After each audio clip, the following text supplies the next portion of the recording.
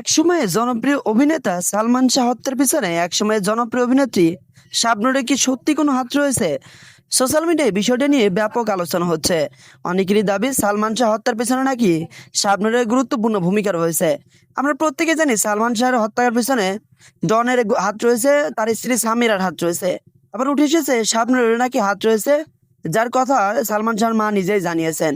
আর এর এগেইনস্টে ডলি জয়ের বেশ কিছু কথোপকথন ভাইরাল হয়েছে।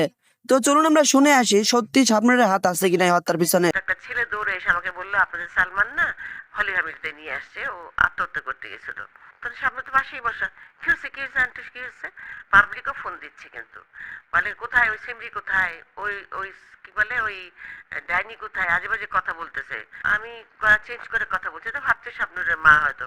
তো কনফিউজড, বলে কে আপনি, আপনি কি শাবনূরের মা বলছেন? কোথায় আপনার মেয়ে, কোথায় বার করেন। 6 সেপ্টেম্বর 1996 তিনি মারা গেলেন। এখনো কিন্তু সবাই কনফিউজ দ্যাট আসলে আত্মহত্যা না হত্যা। তো সেটাই 6 সেপ্টেম্বর আমি শুনেছি যে আপনি সারা দিন একদম রাত পর্যন্ত আপনি শাবনূরের বাড়িতেই ছিলেন। ছিলাম, মানে কি এটাই তো কাকতালীয়, মানে অবাক লাগে, কেউ বিশ্বাস করতে চায় না। যারা দেখেছে আমাকে তখন ওই সময় জানতো, মানে একদম বাসার কাছ থেকে, তারাই একমাত্র বিশ্বাস করে কথাটা। যেমন ধরো সকালবেলা এর মধ্যে ও ফিরে এসছে ইয়ে থেকে, সিঙ্গাপুর থেকে। সকালবেলা আমি শুক্রবার দিন তো, আমি পেপার পেপার দেখছি বসে বসে, আমার হাজবেন্ড জাস্ট ওয়াশরুম থেকে বেরিয়ে এসছে, কাপড় চোপড় পরছে বা কিছু একটা। তা আমি ওকে বললাম কি, শোনো না, এক কাজ করো, তুমি আর তোমার ছেলে রেডি হও, তোমরা মসজিদে চলে যেও, আমি একটু ইয়ে করি, শাবনূরের বাসায় যাই, ওর ফাইলটা আমি নিয়ে আসি, এনে আমার এখানে যে ডাক্তার আছে আমি ডাক্তারকে দেখাবো। আহ, তো যাওয়ার সময় হ্যাঁ ঠিক আছে যাও, এত কিছু বললো না। আমি কি করলাম জানো, আমার পরনের যে কাপড়টা ছিল সালোয়ার কামিজ একটা, ওইটা পরেই আমি শুধু টাকা হাতে, রিক্সা ভাড়াটা নিলাম, তাও ব্যাগ নিলাম না, হাতের মুঠিতে টাকা নিলাম, যে আমি যাব, সামনে ফাইলটা নিব, ওর মার সাথে কথা বলে ফাইলটা দিবে, আমি চলে আসবো। এই ছিল আমার মানে প্ল্যান আর কি। তা আমি তো রিক্সা ভাড়া আমার হাতের মুঠির মধ্যে দিয়ে আমি রিক্সা নিয়ে, বউবাজার আছে না এখানে, জি জি। মনে করতে পারো, বউবাজারের ভিতর দিয়ে বাসাটা, হুম হুম। যেখানে ইয়ে হচ্ছে মামুন ভাই ছিলেন, মামুন ভাইয়ের বাসাতে। মামুনুর রশিদ। হ্যাঁ মামুনুর রশিদ, একই বিল্ডিং এ। জি। তো যাই হোক আমি চলে গেলাম রিক্সা নিয়ে, যাওয়ার পরে সিঁড়িতে যখন উঠছি তখন দেখি তোমার আগরবাতির গন্ধ ইয়াতে, সিঁড়িতে। উঠতে উঠতে ওর ঘরের দুয়ারের কাছে যেতে যেতে দেখি যে দরজা খোলা, হুজুর কতগুলো নেমে গেল। আর হলো ওর যে ছেলেটা, যে ছেলেটার গাড়িও চালায়, ওর অ্যাসিস্ট্যান্ট ছেলেটা, বয়স কম ছেলে। তো সিঁড়িতে দেখলাম এই অবস্থা। তো আমি ওকে ছেলেটাকে বললাম কি, কিরে, কিবার হুজুর নেমে গেল, কিবা মিলাদ টিলাদ পড়ালি নাকি? বলে কি না, কোরআন শিব পড়লো হুজুর, ওনারা আসবে আবার দুপুরবেলা খাবে এসে, নামাজ পড়ে শুক্রবার তো, জুম্মা করে এসে খাবে। তারপর দিয়ে রান্না করতে গন্ধ আসছে, খিচুড়ি মাংস দিয়ে খিচুড়ি রান্না করছে বুয়া। তারপরে ইয়ে কোথায়, সামনে কই, বলে যে আপা আছে, আপার রুমে। এমনি এই পাশে ও, আর এই পাশে রুম থেকে, ওর মায়ের রুম থেকে ওর ঝুমুর বেরিয়ে আসলো। ওর বোন। হ্যাঁ। তো এবারে যে আসেন আসেন আন্টি আসেন, ওখানে ডাকলো, আমি যেখানে উপর করে যে এই তো ও রুমে আছে। বলতে বলতে ও বেরিয়ে আসলো। আর তোর মা কই? বলে যে মা মামার বাসায় গেছে। আর বলতে হবে তাই বলে ফেলছে ঠাস করে, মামার বাসায় গেছে। আর সামনে এসে বললো কি, আম্মা একটু মার্কেটে গেছে, আসেন আমার আমার পাশে এসে রুমে এসে বসো। বসলাম, যে কথা বলছি, কিছুই না, আমি যে দেখ আমি তোর ইয়েটা নিতে আসলাম, ফাইলটা নিতে আসলাম, আমি নিয়ে চলে যাব, এই জন্য এইভাবে চলে আসলাম রে। তো তোর আম্মা কখন আসবে? আসলে ও বলছে কি, আম্মার কাছে তো ফাইলটা, ওটা তো ইয়েতে আলমারিতে, আম্মার কাছে চাবি। তো আমি তো কখন আসবে এটা নিয়ে আমি চলে যাব। বলছে, বলতে বলতেই ফোন আসলো, ল্যান্ড ফোনে। তো শাবনূর নর্মালি ফোন কিন্তু ধরে না, ধরতো না আর কি। হুম হুম হুম। ফ্যানরা ফোন ধরে বিরক্ত করে তো। হুম। ফোনটা ধরে আমাকে বললো কি, আন্টুস তুমি ধরো, আমাকে ও আন্টুস বলতো, আন্টুস। আন্টুস ফোনটা ধরো। তার ফোনটা ধরলাম, হ্যালো। আমার হ্যালো শুনে ওখান থেকে মন্ডল বুঝে ফেললো, ইয়ে পরিচালক। ডিরেক্ট পরিচালক মন্ডল।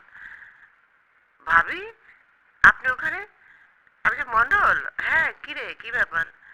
আমি সিরিয়াস না, আমি কিরে কি ব্যাপার? তাহলে যে আপনি ওখানে কেন? আমি কেন, মানে আমি আসতে পারি না? বলে না, শুনছেন আপনি? বলছি কি, যেরকম সালমানের ইয়ে নিয়ে, সরি, ওনাকে এরকম আত্মহত্যা করতে গেছিল, ওকে নিয়ে ইয়েতে হলি ফ্যামিলিতে গেছে একটা ছেলে। আমি ঢুকছি গেট দিয়ে, তো একটা ছেলে দৌড়ে এসে আমাকে বললো আপনাদের সালমান না হলি ফ্যামিলিতে নিয়ে আসছে, ও আত্মহত্যা করতে গেছিল। তো এইরকম কিন্তু তাই সত্য মিথ্যা কি বলিস তুই? যা তো ভিতরে ভিতরে যে পরিচালক সমিতি দেখ আর কে কে আছে, একটু কথাবার্তা বলে একটু জানাতো, প্লিজ জানাবি। তোদের সামনে তো পাশেই বসা। কি হয়েছে কি হয়েছে আন্টি কি হয়েছে? তা আমরা যে এইভাবে শুনলাম। না না না, তা কেন? ও একটু অস্থির হয়ে গেল আর কি। না আমি জানি না, আগে শুনতে দেয় কি বলে, ও বলুক না, ফোন করুক না। তারপরে ও ফোন করার আগেই আহ, কে যেন ফোন দিল, আমাদের পরিচালকে একজন ফোন দিল, শাবনুরের মাকে খুঁজছে। কিরণ ভাই? কিরণ ভাই না, কেউ হুম, একজন। হুম, হুম, সবাই তখন কথা অনেক, ওই দিন অনেকেই কথা বলেছে, তো আমি সিরিয়ালটা ভুলে গেছি কে কখন হুম, করেছে। হুম, তো বললো যে এরকম ব্যাপার, ডলি ভাবি আপনি নাকি ওখানে, আপনি কেন কি শুনে গেছেন কিছু? আমি বলছি, আমি কিচ্ছু জানি না। কি হয়েছে বলেন তো? তো বলে যে এই ব্যাপার, হলের মিলিতে ওখানে রাখবে না ওরা, ওখান থেকে বোধহয় ঢাকা মেডিকেলে পাঠাতে বলেছে। আজ ও আচ্ছা। তারপর তো সামনে আরো চিল্লাচিল্লি শুরু করে দিল। ঝুমুর এসে বসলো পাশে। তাই আমি বললাম যে আল্লাহ এখন কি করে জানি ফাইনাল কি, কি ব্যাপার কিছু বুঝতে পারছি না। অ্যাক্সিডেন্ট করলো বোধহয়, কারণ গাড়ি নিয়ে যেভাবে চালায় তো অ্যাক্সিডেন্ট করারই কথা। যাই হোক, শেষে এই আর কি একে একে করে ফোন করতে লাগলো, আস্তে আস্তে জানতে লাগলাম যে ঢাকা মেডিকেলে এই হয়ে গেল। এর মধ্যে শাবনূর তো চিল্লাচিল্লি যাবে দেখতে, সবাই আসছে। আমি না যাইস না, যাওয়ার তো প্রশ্নই আসে না। ও এর মধ্যে আমাকে অনেকেই না করছে, খবরদার তোমরা কিন্তু আসছো না, শাবনূরকে আটকে রাখো, তুমি যখন ওখানে আসো আটকে রাখো। এর মধ্যে কথা হয়েছে ওর মা কোথায়, ওর মা বাসায় নেই, ওর মা বাবা দিয়ে গেছে, যার জন্য তুই যখন আসো তুমি ওকে আটকে রেখো। এখন পাবলিকের কমেন্ট হলো ওই যে মাই হবে, ডলি যখন মা দাবি করে মাই হবে, তাহলে সে ওখানে বসে থাকলো কেন?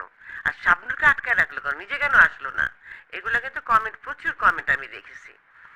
এখন আমাকে যখন সবাই বলল তুমি ওকে আসতে দিও না, নিজেও আসার দরকার নাই, বিশেষের লাশ নিয়ে আসা হবে, এখন এখানে সবাই আছে সাংবাদিকরা, এখানে একটা মব সৃষ্টি হবে, আজে ঝামেলা হবে, দরকার নাই, ওই কারণে কিন্তু আসলে এই ব্যাপারটা সবাই খুব বলছিল। স্বাভাবিক। তারপর এতেশাম দাদু কিন্তু তখন ফোন দিয়ে, ও এর মধ্যে কিন্তু অনেকে ফোন দিয়ে বাজে বাজে কথা বলছে, ফোন কিন্তু আমি ধরছি বারবার, পাবলিকও ফোন দিচ্ছে কিন্তু, বলে কোথায় ওই সিমরি, কোথায় ওই ওই কি বলে ওই ডাইনি, কোথায় আজে বাজে কথা বলতেছে। আর আমি করলাম কি, প্রথম থেকেই যখন দেখলাম আমার গলা চেনা হয়ে যায়, চিনে ফেলে লোকে, কোনো সাংবাদিক যদি ফোন করে এই কারণে ভয়ে আমি গলা চেঞ্জ করে কথা বলছি, অল্প করে কথা বলছি আর কি, যাতে না বুঝতে পারে। কেন আমার গলা তো চেনার কথা, অনেক দিনের কণ্ঠ জি, আমার, জি, তাই না, সবাই শোনে। তো আমি গলা চেঞ্জ করে কথা বলছি, তো ভাবছে শাবনুরের মা হয়তো। তো কনফিউজড, বলে কে আপনি, আপনি কি শাবনুরের মা বলছেন? কোথায় আপনার মেয়ে, কোথায় বার করেন? এইসব আজে বাজে কথা লোকে লোকে বলছিল, যার কারণেই ব্যাপারটা বুঝে গেলাম যে ঝামেলা হতে পারে গেলে পরে। তো যখন সবাই না করলো, এতে দাদু ফোন দিল, দাদু আবার চলেও আসছে কিন্তু, এসে আমাকে বললো কি দাদু রে শোন, ওকে কিন্তু যেতে দিস না, তুই থাকিস, ওকে একটু পাহারা দিস, ওকে বের হতেই দিবি না। কিন্তু ও যতই সবাই না করছে ততই উত্তেজিত হয়ে যাচ্ছে, আমি যাব, আমি দেখব, দেখতে যাব।